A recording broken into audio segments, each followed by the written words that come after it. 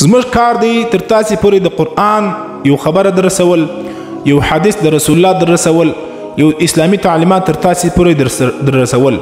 نور عمل کول نه کول دا ستاسې خپل کار دی. ګوره هیڅکله په دې خپل مال سره، په خپل جایداد سره، په خپل اولاد سره، په خپل حکومت سره، په خپل غټي وظیفې سره هیڅکله غرور او تکبر د څخه ونسی.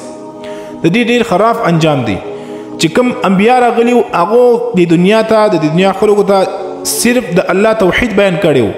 نور د انبیاو دا کار نه دی چې په زوره د چا په زړه کې ایمان ور واچوي. نه، تاسو ته خالی موږ د دین خبره در رسوو، نور تاسو ته اختیار دی تاسو عمل پر کوئ کې نه پر کوئ. او یو خبره تاسو ته وکم چې کم چاته د دین خبره ورسیږي بار بار هغه خبره ورسیږي بیا هم دی پر خبره باندې عمل نه کوي.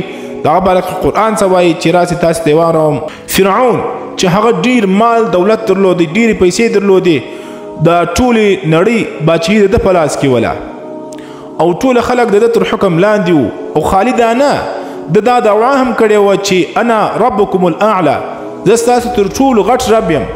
نعوذ بالله دا دعوا هم کړې وه. خو بیا هم موسی علیه السلام دعوت ورله ورکاوی د دین ده، د توحید ده، چې ته کلمه ووایه الله به دې کامیابه کړي.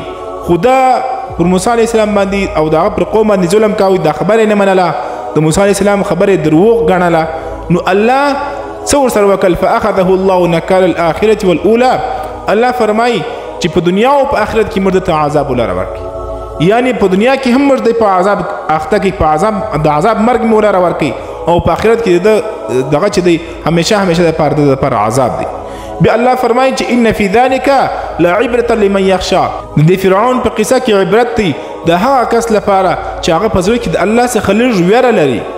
نو کم څوک چې د الله څخه په زړه کې خوف او ویره لري، الله فرمایي نو دا د واقعي څخه د دې قصې څخه عبرت واخلي.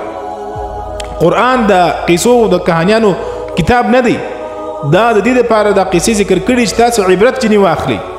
چې هیڅکله فرعون ته خپل مال په شبا نه ورلی، خپل جایداد، خپل باچهي، یو شی هم دته په شبا نه ورلی.